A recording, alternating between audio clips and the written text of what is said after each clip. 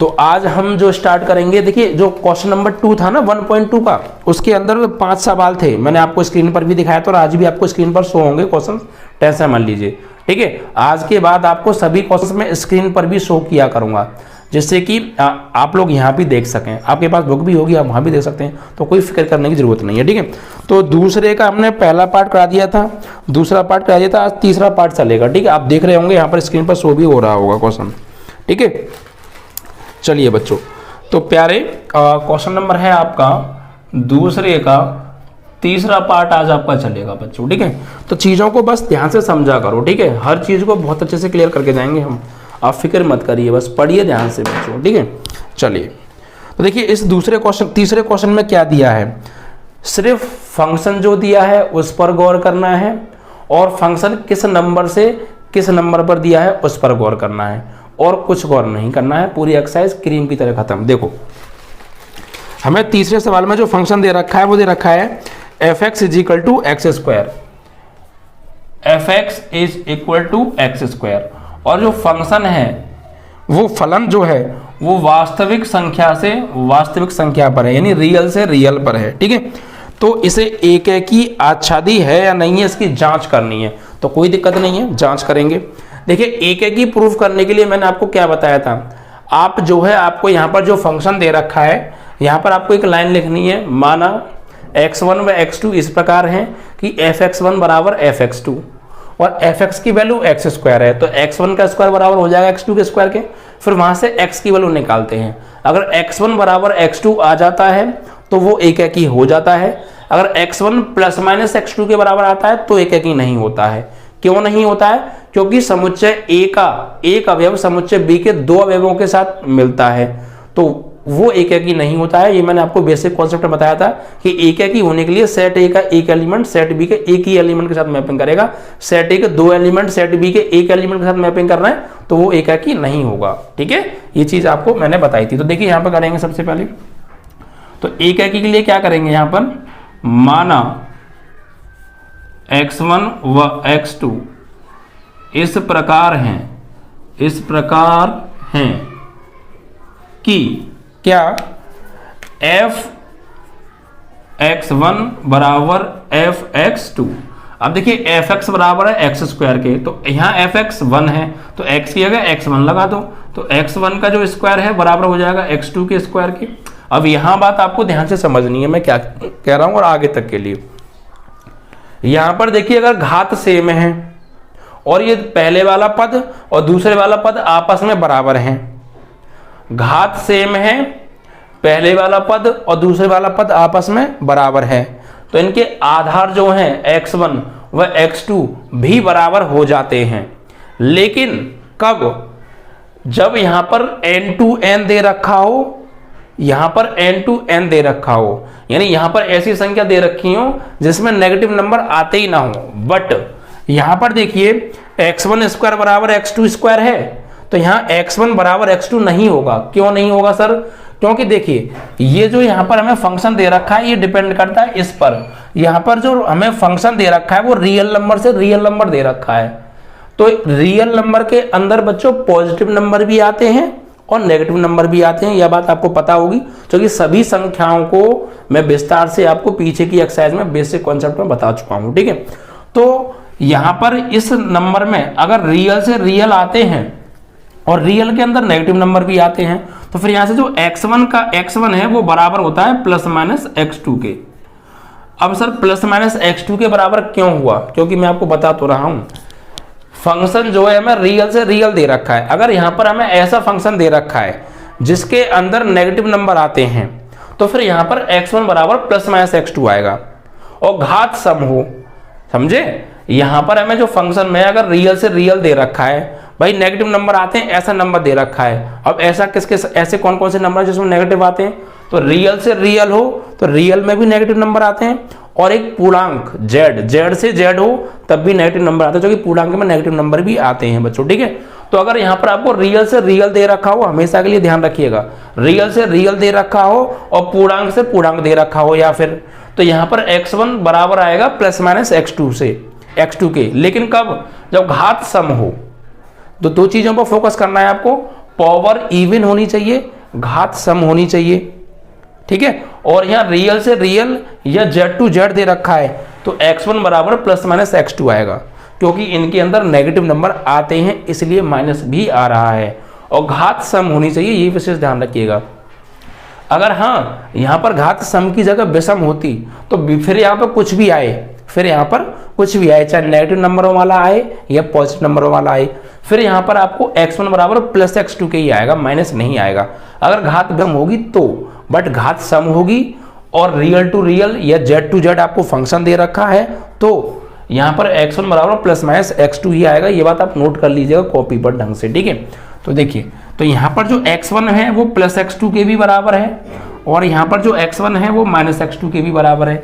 यानी अगर हम यहाँ से x1 की वैल्यू फाइंड आउट करेंगे तो एक बार तो प्लस लेंगे तो प्लस x2 आएगी, और एक बार जब x1 की वैल्यू निकालेंगे तो एक बार माइनस लेंगे तो माइनस x2 आएगी। इसका मतलब ये हो गया कि x1 जो है प्लस x2 के भी बराबर है, x1 जो है माइनस x2 के बराबर है। इसका मतलब x1 जो है x2 के बराबर नहीं आ रहा है, प्लस x1 प्लस x2 और माइनस x2 के बराबर आ रहा है। तो फिर यहाँ पर ये एक है कि नहीं होगा। क्यों? क्योंकि आप एरो डायग्राम से समझिए, मैंने आपको एरो डायग्राम से भी बताया था। आप इसको कैसे भी कर सकते हैं, बाई एरो डायग्राम कर सकते हैं। अगर ये सेट A है और ये सेट B है, वैसे आपको यही लिख देना है कि एक है कि नहीं है, ये करने की जरूरत नहीं है, लेकिन मैं आपको समझा रहा हूँ, एरो डायग्राम की मदद से भी समझा रहा हूँ। देखो क्यों नहीं है। देखिए x1 अगर मैं यहाँ रखूंगा तो उधर क्या मिलेगा मुझे x2, तो x1 x2 के साथ मैपिंग कर जाएगा। अब यहाँ फिर x1 है और x1 किसके साथ मैपिंग कर रहा है, माइनस x2 के साथ। तो x1 तो ये है और इधर क्या मिल रहा है मुझे, माइनस x2। तो x1 जो है माइनस x2 के साथ भी मैपिंग कर रहा है। और एक एकी के लिए मैंने शर्त आपको बताई थी बेसिक कॉन्सेप्ट में, कोई भी फंक्शन एक एकी कब होता है, जब सेट ए का एक एलिमेंट सेट बी के सिर्फ एक ही एलिमेंट के साथ मैपिंग करे, दूसरा एलिमेंट किसी अन्य दूसरे एलिमेंट के साथ मैपिंग करेगा। बट यहाँ तो x1 का जो है एक एलिमेंट जो है सेट ए का x1, वो सेट बी का दो एलिमेंटों के साथ मैपिंग कर रहा है, तो फिर एक एकी नहीं होता है। ये मैं आपको बता चुका हूँ, ठीक है। इस वजह से हम इसको यहाँ लिख रहे हैं कि एक एकी नहीं है, क्योंकि एक एलिमेंट दो एलिमेंटों के साथ मैपिंग करेगा सेट ए का, तो एक एकी तो होगा ही नहीं, क्योंकि एक एकी की शर्त पूरी हो ही नहीं रही है, ठीक है। तो मैंने इसलिए हम यहाँ पे आगे जितने भी क्वेश्चन आएंगे, अगर वहाँ x1 बराबर नहीं आएगा x2 के, प्लस माइनस x2 के बराबर आएगा, तो हम लिख देंगे एक एकी नहीं है। ये चीज मैंने आपको एरो डायग्राम से पहले भी समझाई और फिर समझा दी है। अब आगे इस चीज को बार बार नहीं बताऊंगा, ठीक है, क्लियर। तो हमें यहाँ पे सिर्फ ये आपको समझाने के लिए मैंने किया है। तो यहाँ पर आपको सिर्फ ये लिख देना है कि x1 does not equal to x2, so we can say x1 is not on into function, ठीक है। तो यहां लिखेंगे अतः f एक एकी है ना, यस एक एकी पूछ रहा है हमसे, एक एकी 1 एक एकी नहीं है, ये आपको लिख देना है, ठीक है। एक एकी नहीं है, 1 फंक्शन नहीं है, इंजेक्टिव फंक्शन नहीं है, क्लियर। चलिए, तो इस तरीके से हमने इंजेक्टिव चेक कर लिया। अब इसको चेक करेंगे आच्छादी के लिए। तो आच्छादी पे आ जाओ, ये तो एक एकी के लिए था, यहां आप लिख भी सकते हैं एक एकी के लिए, ठीक है। अब आच्छादी की बात करते हैं, तो भाई एक एकी तो ये नहीं है। अब आच्छादी चेक कर लेते हैं। आच्छादी के लिए मैंने आपको क्या बताया है, आच्छादी के लिए आपको क्या करना है प्यारे, कि जो फंक्शन दे रखा है fx, इसकी जगह y मान लेना है, तो y बराबर x² हो जाएगा। और फिर x की वैल्यू y की फॉर्म में लिखानी है, मतलब जो x का मान आएगा उसमें y आना चाहिए। और फिर वहां पर हम एरो डायग्राम बनाएंगे और चेक करेंगे आच्छादी है या नहीं है। तो देखिए यहाँ पर हम क्या करेंगे, माना इस fx की जगह माना fx बराबर y, तो यहाँ पर y लगा दो, y बराबर x²। अब स्क्वायर को आप इधर भेजिए, तो √y is equal to x, ये x की वैल्यू आ गई। अब यहाँ पर आप देखिए, क्या अगर मैं y की जगह कोई रियल नंबर लगाऊंगा तो क्या मुझे x की जगह भी रियल नंबर मिलेगा? बिल्कुल नहीं मिलेगा। कुछ एलिमेंट के लिए तो मिल जाएगा, कुछ के लिए नहीं मिलेगा। जैसे क्योंकि रियल टू रियल है, अगर मैं ये y का काम कर रहा है, ये y है और ये x है, ये यहाँ पे y का काम करेगा, ये x का काम करेगा। अगर मैं y की जगह रियल नंबर लगाऊंगा तो x की जगह भी मुझे कोई रियल नंबर ही मिलना चाहिए। अगर मैंने एक भी एलिमेंट ऐसा ढूंढ लिया कि y की जगह तो मैंने रियल नंबर लगाया, बट सॉल्व करने पर x का मान रियल नहीं मिला, एक भी ऐसा ढूंढ लिया, तो फिर ये आच्छादी नहीं होगा। क्योंकि ना होने के लिए एक ही काफ़ी है और होने के लिए सब के सब उस नियम का पालन करना पड़ेगा। ठीक है, तो देखिए y की जगह अगर मैं यहाँ पे 4 लगाऊंगा, y की जगह मैं आपको एग्जांपल दे रहा हूँ, आप इसको एरो डायग्राम से भी बना सकते हैं ऐसे तरीके से। ये सेट A है और ये सेट B है और A से B पर कोई f फंक्शन है और ये x को बिलोंग करता है और ये रूट y को। तो देखिए अगर मैं y की जगह यहाँ पर लगाऊंगा 2, 4 लगाता हूँ, चलो तो 4 लगा रहा हूँ y की जगह क्या लगा सकते हैं, कोई भी रियल नंबर लगा सकते हैं। तो y की जगह 4 लगाऊंगा, 4 एक रियल नंबर है तो 4 लगा दिया और 4 का वर्गमूल क्या आएगा 2, तो x की वैल्यू क्या आ जाएगी 2। यहाँ पर लगाऊंगा 4 तो x की वैल्यू मिलेगी मुझे 2। तो मैंने y की जगह रियल नंबर लगाया और x की जगह भी मुझे रियल नंबर ही मिला। ठीक है, तो 2 जो है 4 के साथ मैपिंग करेगा। ऐसे अगर मैं यहाँ पे 9 लगाऊंगा तो इधर मुझे क्या मिलेगा, यहाँ 9 लगाऊंगा तो x की वैल्यू क्या आएगी 9 का वर्गमूल 3, तो 3 मिलेगा। तो 3 जो है हमारा जो है 9 के साथ मैपिंग करेगा। लेकिन क्या जितने भी रियल नंबर होते हैं, जितने भी रियल नंबर हैं इस दुनिया में, उन सभी रियल नंबर को अगर मैं इधर लगाऊं तो उनके लिए मुझे इधर जरूर कोई रियल नंबर ही मिलेगा। भाई 4 की प्री इमेज क्या है, यहाँ पे 2 है, 9 की प्री इमेज क्या है 3 है। अगर मैंने यहाँ पे गलती से 2 लगा दिया, जबकि 2 एक रियल नंबर है, मैं लगा सकता हूँ क्योंकि y की जगह रियल नंबर लगाना है और x की जगह भी रियल नंबर मिलना चाहिए। तो y की जगह मैं 2 लगाऊंगा, यहाँ पर y की जगह 2 लगाऊंगा तो x की वैल्यू मिलेगी √2। लेकिन √2 तो एक रियल नंबर होता है, √2 तो एक रियल नंबर होता है। लीजिए √2 एक रियल नंबर है तो इसके साथ मैपिंग कर गया। लेकिन अगर मैंने यहाँ लगा दिया -3 एक रियल नंबर होता है, लगा सकता हूँ मैं y की जगह, बिल्कुल लगा सकता हूँ। तो -3 एक रियल नंबर है तो इधर क्या मिलेगा मुझे, तो इधर मिलेगा रूट में -3 और रूट में -3 रियल नंबर नहीं होता है, वह वास्तविक संख्या नहीं अवास्तविक संख्या होती है। ठीक है बच्चों, काल्पनिक संख्या होती है, जिसे इमेजिनरी नंबर हम बोलते हैं। ठीक है, तो इसलिए तो यहाँ पर देखिए ये मैंने नंबर जानबूझ के लगाए थे जिससे कि आपको लगे कि हाँ रियल मिल रहा है, रियल पर रियल मिल रहा है, रियल पर रियल मिल रहा है, लेकिन यहाँ रियल तो नहीं मिल रहा। क्लियर, सही है। तो यहाँ पर मिलेगा मुझे रूट में -3 और रूट में -3 रियल नंबर नहीं होता है। ठीक है, ये बात आप ध्यान रखिएगा। रूट के अंदर अगर कोई भी नेगेटिव नंबर आ रहा है और वो रूट का नेगेटिव सिंबल हट नहीं सकता है वहां से, तो फिर वह रियल नंबर नहीं होगा। ये बात नोट कर लीजिएगा, रूट के अंदर नेगेटिव नंबर रियल नंबर नहीं होता है। ठीक है, तो देखिए इसका मतलब तो ये भी खाली नहीं छूट रहा, इसके लिए प्री इमेज है, इसके लिए प्री इमेज है, इसके लिए प्री इमेज है, बट इसके लिए प्री इमेज नहीं है। और शर्त ये थी आच्छादी होने के लिए कि अगर सेट बी का एक भी एलिमेंट खाली छूटेगा तो फिर वह आच्छादी नहीं होगा। तो -3 खाली छूट गया, क्योंकि -3 के लिए लगाने पर उसके लिए इधर तो मुझे कोई रियल नंबर मिल ही नहीं रहा है, तो ये तो खाली छूट जाएगा। इसका मतलब अगर मैं जितने भी नेगेटिव नंबर लगाऊंगा, यहाँ नेगेटिव रियल नंबर लगाऊंगा इधर, उसके लिए मुझे इधर कुछ प्री इमेज मिलेगी ही नहीं, क्योंकि वास्तविक संख्या नहीं मिलेगी मुझे इधर। क्योंकि नेगेटिव नंबर लगाऊंगा तो रूट के अंदर नेगेटिव नंबर ही आएगा और वो वास्तविक नहीं होता, तो वो नेगेटिव नंबर जितने भी हैं सब खाली छूट जाएंगे, उनके लिए कोई प्री इमेज होगी नहीं सेट ए में। और जब सेट बी के प्रत्येक अवयव के लिए सेट ए में प्री इमेज नहीं है या किसी एक अवयव के लिए भी प्री इमेज नहीं है तो वो आच्छादी नहीं होता। ये बात आपको बता चुका हूँ। ठीक है, तो यहाँ पर आपको लिखना कैसे, अब इसको अब आपको यहाँ लिखना है y इज इक्वल टू ऋणात्मक वास्तविक संख्याओं के लिए। भाई जितनी भी हम यहाँ पे ऋणात्मक वास्तविक संख्या लगाएंगे उनके लिए इधर कोई प्री इमेज होगी नहीं, तो y बराबर ऋणात्मक वास्तविक संख्याओं के लिए सेट ए में या समुच्चय ए में कोई पूर्व प्रतिबिंब नहीं है, कोई पूर्व प्रतिबिंब नहीं है, अतः f आच्छादी नहीं है। Is that clear? ये लाइन आपको लिखनी है।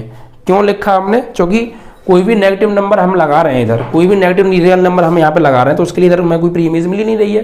तो इसके लिए हमने लिख दिया कि जितनी भी ऋणात्मक वास्तविक संख्या लगाएंगे उसके लिए कोई प्री इमेज इधर हमें मिलेगी नहीं, इसलिए ये आच्छादी नहीं होगा। क्योंकि आच्छादी की शर्त सेट बी का कोई एलिमेंट खाली नहीं छूटना चाहिए। जितने भी सेट बी में एलिमेंट आ रहे हैं उन सबके लिए सेट ए में कोई ना कोई प्री इमेज होनी चाहिए, बट इसके लिए प्री इमेज नहीं है। अगर एक की वैल्यू नहीं है तो आच्छादी नहीं है। ठीक है, तो हमें चेक करना था, तो ये ना तो तुम्हारा एक ही है और ना ही तुम्हारा ये आच्छादी है। ठीक है,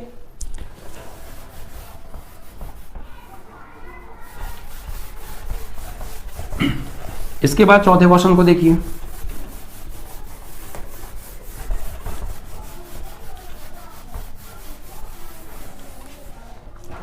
जो क्वेश्चन 4 है उसमें दे रखा है, आप स्क्रीन पर देख भी रहे होंगे यहाँ पर कि f x is equal to x square and function जो दे रखा है वो एन टू एन है। ठीक है, फोर्थ क्वेश्चन है, fourth, f x is equal to x square और जो फंक्शन है वो नेचुरल नंबर से नेचुरल नंबर पर है। तो नेचुरल नंबर किन्हें कहते हैं? +1, +2, +3, +4 and dot dot dot infinite. जितने भी +1 से नंबर स्टार्ट होते हैं आगे तक और पॉइंट के ना हो, पॉजिटिव नंबर सभी नेचुरल नंबर होते हैं। +1 से स्टार्ट होते हैं, +1, +2, +3 ऐसे डॉट डॉट आगे तक जितने भी नंबर चलते आ रहे हैं सब क्या है, जो है नेचुरल नंबर है। ठीक है, तो अब देखिए यहाँ पर सबसे पहले बात करेंगे एक एकी के लिए। तो एक एकी की जांच कैसे करते हैं कि वही लाइन लिखेंगे, माना x1 व x2 इस प्रकार हैं कि fx1 बराबर fx2, fx1 बराबर fx2 और fx बराबर है x स्क्वायर के। तो x1 का स्क्वायर बराबर हो जाएगा x2 के स्क्वायर के। अब देखिए मैंने क्या कहा था, यहां पर x1 की वैल्यू क्या आएगी, x2 के बराबर। अब सर क्यों आपने प्लस माइनस क्यों नहीं लगाया? क्योंकि ये जो हमें फंक्शन दे रखा है नेचुरल से नेचुरल पर दे रखा है और नेचुरल के अंदर नेगेटिव नंबर नहीं आता है। मैंने आपको इसलिए बताया था नेगेटिव नंबर कब आता है, जब यहाँ पर हमें ऐसी संख्या दे रखी हो जिनमें नेगेटिव नंबर आता है और घात सम हो, तो x1 बराबर +-x2 आएगा। बट यहाँ पर हमें ऐसे नंबर दे ही नहीं रखे जिनके अंदर नेगेटिव नंबर आता है। ये नॉन नेगेटिव नंबर है, इनके अंदर नेगेटिव नंबर आते नहीं है। नेचुरल नंबर में नेगेटिव नंबर कहाँ होता है? तो नेचुरल नंबर में नेगेटिव नंबर नहीं होता है, इसीलिए यहाँ पर x1 की वैल्यू +x2 है। अगर यहाँ पर रियल से रियल होता तो प्लस माइनस आता, जो कि पिछला सवाल जस्ट ऐसे ही था। अगर यहाँ पे z टू z होता तो यहाँ पे प्लस माइनस आता, जो कि z के अंदर यानी पूर्णांक के अंदर नेगेटिव नंबर भी आते हैं। Is that clear? तो यहाँ पर लिख देंगे x1 बराबर x2 आ गया, तो हमें लिख देंगे अतः f एक एकी फलन है, एक एकी फलन है। ठीक है, फंक्शन 1 फंक्शन है ये हमारा। ठीक है, अब बात करेंगे आच्छादी के लिए। क्लियर ना, सारी चीजें क्लियर होंगी। आच्छादी, आच्छादी के लिए क्या करेंगे? देखिए आच्छादी के लिए क्या करते हैं, मैंने फिर बता रहा हूं, एफ एक्स से क्या मानते हैं, वाई मानते हैं। तो लिख दीजिए माना एफ एक्स बराबर वाई, तो वाई लगाएंगे यहां पर, तो वाई बराबर क्या हो गया, एक्स स्क्वायर। अब इस स्क्वायर को ना आप इधर भेजिए, तो जैसे ही ये स्क्वायर इधर आएगा तो ये स्क्वायर की वैल्यू क्या हो जाएगी, देखिए डीपली समझिए। जैसे ही ये वाई है और जब ये स्क्वायर इधर आएगा तो ये 2 है ना, इधर आके पलट जाता है, 2 इधर आके हो जाता है 1/2, 2 इधर आके हो जाता है 1/2। तो y की पावर हम से 1/2 भी ले सकते हैं और बराबर क्या बचा, x। और ये जो 1/2 होती है ना, ये रूट की वैल्यू होती है, जो रूट का मान जो होता है वो 1/2 ही होता है। तो इस 1/2 की जगह हम रूट भी लगा सकते हैं, तो y अंडर रूट में हो जाएगा फिर और बराबर में x। अब देखिए क्या मैं y की जगह कोई भी नेचुरल नंबर लगाऊंगा तो इसके लिए मुझे इधर भी नेचुरल मिलेगा? क्यों सर? क्योंकि नेचुरल से नेचुरल है। आप x की जगह नेचुरल लगा रहे हो तो इधर भी नेचुरल मिलना चाहिए। ऐसे अगर आप y की जगह नेचुरल लगाओगे तो आपको x की जगह भी नेचुरल मिलना चाहिए, क्योंकि फंक्शन n टू n है, n टू n है। नेचुरल नंबर रखने पर नेचुरल ही मिलना चाहिए, अगर नहीं मिला तो फिर वो आच्छादी नहीं होगा। तो चेक कर लेते हैं। देखो यहाँ पर अगर हम एरो डायग्राम बनाएं इसके लिए इस तरीके से, ये a है और ये b है और a से b पर क्या है, कोई f फंक्शन है, तो ये x को बिलोंग करता है और ये रूट y को बिलोंग करता है। ठीक है, अब देखिए अगर मैं y की जगह कोई भी नेचुरल नंबर लगाऊं, कोई भी नेचुरल नंबर, क्या सभी नेचुरल नंबर इधर मैं लगाऊंगा तो मुझे इधर भी नेचुरल नंबर मिलेगा? क्या सभी y बिलोंग्स टू n के लिए सेट a में कोई ना कोई प्री इमेज होगी? अगर एक भी एलिमेंट के लिए प्री इमेज नहीं होगी तो फिर वह आपका आच्छादी नहीं होगा। तो देखिए अगर मैं y की जगह लगाऊं, क्या y की जगह लगाता हूं मैं 4, जबकि 4 एक नेचुरल नंबर है, तो y की जगह लगाऊंगा 4। यहाँ पर ऐसे इसे हटाइए आप, यहाँ पर देखिए y की जगह अगर मैं 4 लगाऊंगा तो रूट के अंदर से बाहर वैल्यू निकल के आएगी क्या, 2, तो 2 आ जाएगी, तो 2 जो है 4 के साथ मैपिंग कर जाएगा। y की जगह अगर मैं 9 लगाऊंगा, यहाँ पर 9 लगाऊंगा तो बाहर क्या मिलेगा मुझे 3 जो है 9 के साथ मैपिंग कर जाएगा। तो इधर नेचुरल नंबर लगा रहा हूँ तो मुझे इधर भी नेचुरल नंबर मिल रहा है, क्योंकि ये भी नेचुरल नंबर है। तो 4 के लिए प्री इमेज क्या है 2 है, 9 के लिए प्री इमेज क्या है 3 है, लेकिन क्या सभी रियल नंबर के लिए इधर प्री इमेज मिलेगी? तो देखिए अगर मान लीजिए मैंने गलती से यहाँ पे 2 लगा दिया, y की जगह लगा दिया 2, तो √2 हो जाएगा और बराबर क्या हो गया x। तो y की जगह लगाऊंगा 2 तो √2 हो गया, और √2 जो है नेचुरल नंबर नहीं होता है। क्लियर? √2 नेचुरल नंबर नहीं होता है। ऐसे ही यहाँ पर अगर 2 लगाऊंगा तो इधर मुझे √2 मिलेगा, और √2 जो है नेचुरल नंबर नहीं है। तो इसका मतलब क्या हो गया 2 तो खाली छूट जाएगा, 2 तो खाली छूट जाएगा, क्योंकि 2 के लिए तो कोई प्री इमेज इधर रहेगी नहीं। भाई 2 नेचुरल नंबर है तो y की जगह में नेचुरल नंबर लगा दिया, बट x की जगह भी नेचुरल नंबर मिलना चाहिए। तो x की जगह नेचुरल नंबर मुझे कहाँ मिल रहा है 2 लगाने पर √2 मिल रहा है, और √2 नेचुरल नंबर थोड़ी होता है, वो तो वास्तविक होता है, √2 रियल नेचुरल नंबर नहीं होता है। तो मतलब 2 तो फिर खाली छूट जाएगा। 2 के लिए तो इधर कोई पूर्व प्रतिबिंब होगा ही नहीं, कोई प्री इमेज 2 के लिए होगी नहीं। ऐसे अगर मैं 3 लगाऊंगा तो 3 तो एक नेचुरल नंबर है, लगा सकता हूं, बट 3 रखने पर मुझे इधर क्या मिलेगा 3 रखने पर मुझे √3 मिलेगा, और √3 एक नेचुरल नंबर नहीं है। 4 लगाऊंगा तो बन जाएगा, यानी पूर्ण वर्ग संख्या अगर मैं इधर लगा रहा हूं, जैसे 4 हो गया, 9 हो गया, 16 हो गया, 25 हो गया, 36 हो गया, ऐसे नंबर लगाऊंगा तो उनके लिए तो मुझे इधर प्री इमेज मिल रही है। लेकिन 2 हो गया, 3 हो गया, 6 हो गया, 7 हो गया, 8 हो गया, ऐसे नंबर इधर लगाऊंगा तो उनके लिए इधर प्री इमेज नहीं मिलेगी, क्योंकि वो रूट के अंदर से बाहर निकल ही नहीं सकते हैं, तो फिर वो नेचुरल नंबर होंगे नहीं। तो इसका मतलब फिर ये तो खाली छूट जाएंगे, और सब सेट बी का एक भी एलिमेंट खाली छूट जाता है तो फिर वह आच्छादी नहीं होता है। बट यहाँ तो बहुत सारे एलिमेंट खाली छूट रहे हैं। ठीक है, तो हम यहाँ पे लिखेंगे क्या, हम यहाँ पे लिखेंगे किसी एक एलिमेंट को लिख के दिखा दो आप, किसी एक एलिमेंट को यहाँ लिखेंगे y is equal to 2 belongs to n। भाई y बराबर हमने 2 लगाया जो कि एक नेचुरल नंबर है, इसका मतलब समझिए y बराबर क्या लगाया 2 belongs to n, it means that कि 2 एक नेचुरल नंबर है। y is equal to 2 belongs to n के लिए sorry y is equal to n belongs to n के लिए सेट A में कोई प्री इमेज मिल ही नहीं रही है। सेट A में कोई प्री इमेज यानी पूर्व प्रतिबिंब, पूर्व प्रतिबिंब, कोई पूर्व प्रतिबिंब नहीं है, अतः आच्छादी नहीं है। ठीक है, अतः F आच्छादी नहीं है, F आच्छादी नहीं है। इस तरीके से आपको लिख देना है, और यही चीज़ हम बार बार लिख रहे हैं। तो आपको अब क्लियर हो रहा होगा, 4 सवाल आपने समझ ली हैं, सारी चीज़ें बहुत क्लियर तरीके से मैं बता रहा हूँ, तो आपको सारी चीज़ें क्लियर होती जा रही होंगी। ठीक है, तो ये भी आपका यहाँ पर सवाल समाप्त हो जाता है। तो हमने इसको चेक किया, ये एक ही तो है बट आच्छादी नहीं है। इस तरीके से आपका चौथा सवाल भी यहाँ पर क्लियर हो जाता है बच्चों। ठीक है, अब इसके बाद 5वां सवाल देखिएगा आप स्क्रीन पर।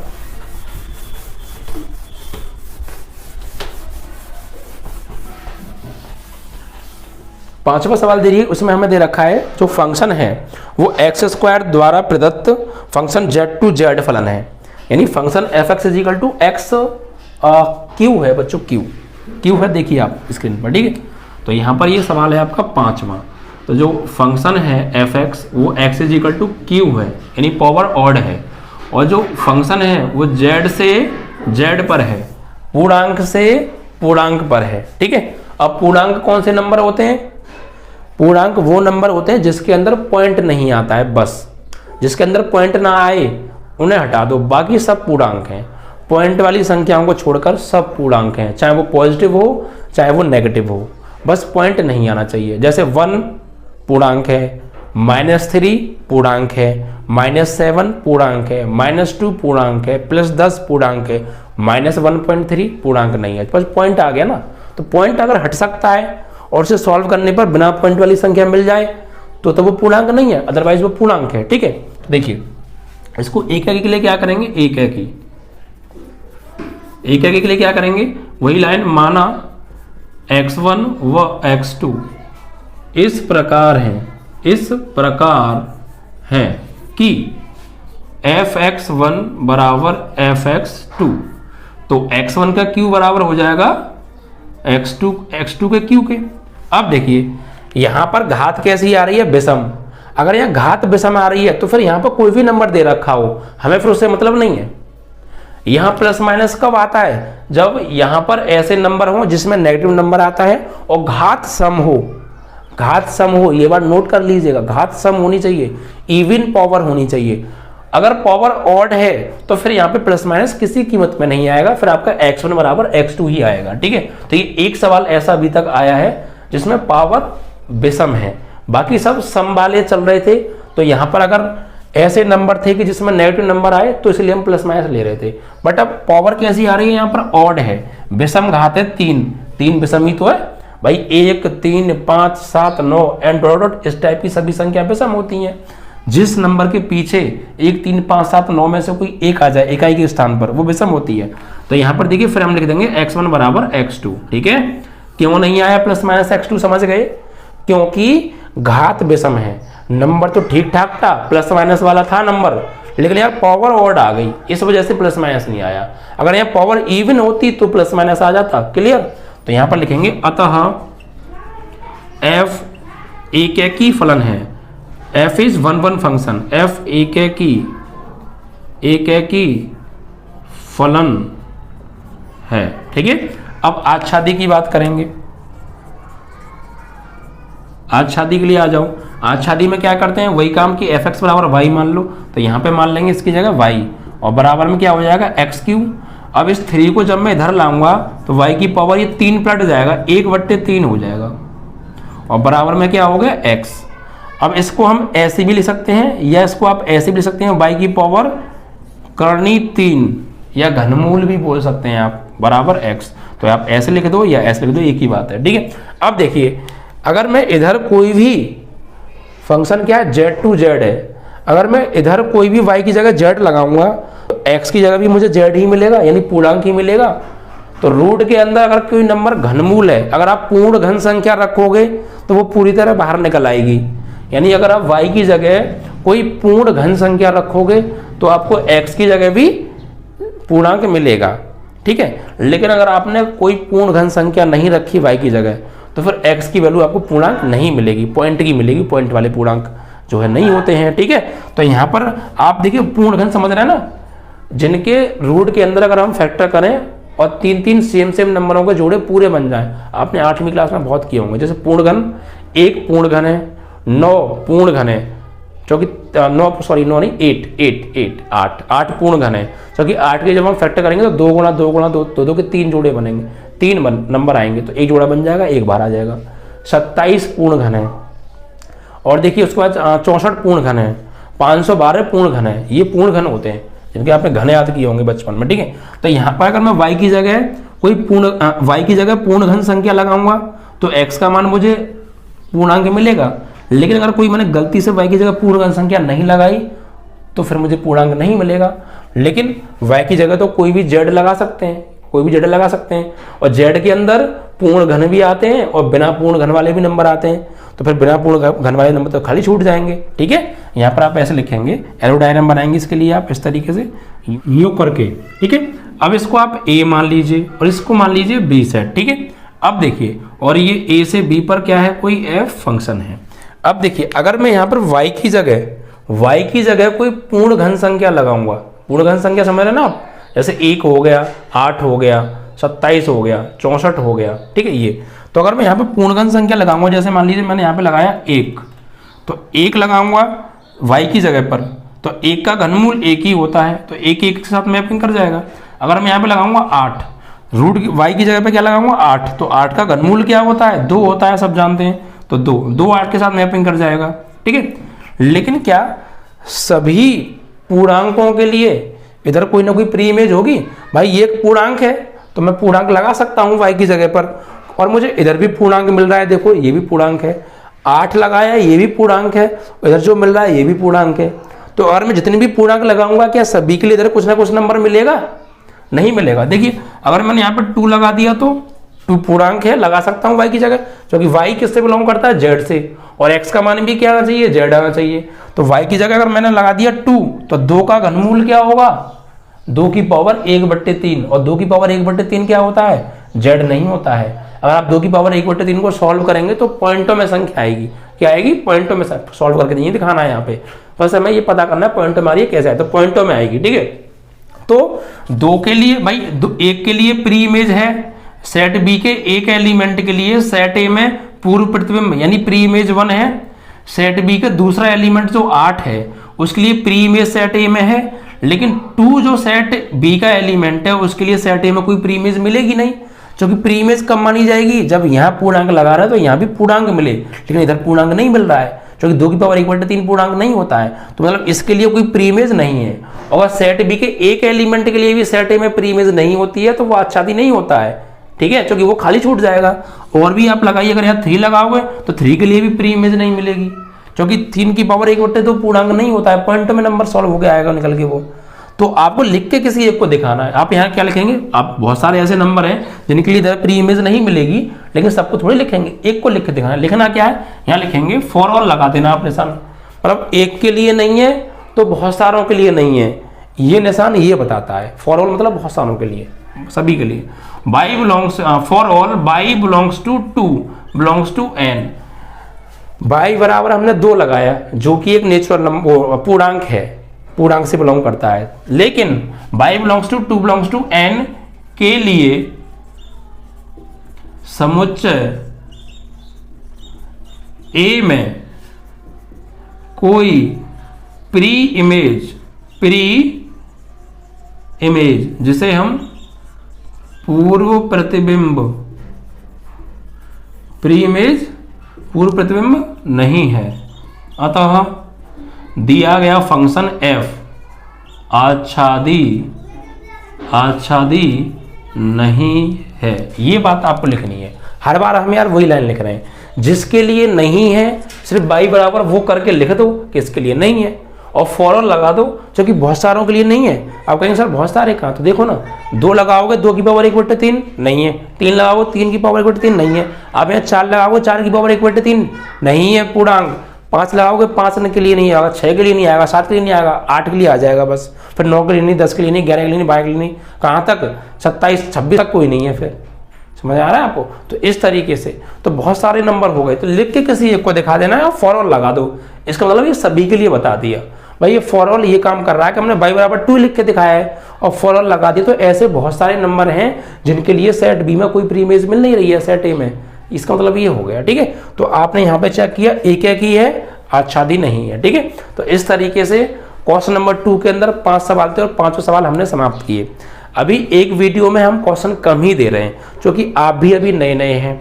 अगर नई चीज़ आप पढ़ रहे हैं, बिल्कुल नया है आपके लिए, पहले आपने कभी ये चीज़ें नहीं पढ़ी हैं, तो चीज़ें कम पढ़ो बट अच्छे से पढ़ो, बस दिमाग में आनी चाहिए। धीमे धीमे स्पीड बढ़ जाएगी। और पहला चैप्टर तो है ही ऐसा कि इसमें अगर हमने आपको फास्ट पढ़ा दिया ना तो सर के ऊपर होकर निकल जाएगा, कुछ पल्ले नहीं पड़ेगा, जबकि हमारा मकसद सर के ऊपर होकर निकालना नहीं, आपको समझाना है, ठीक है। तो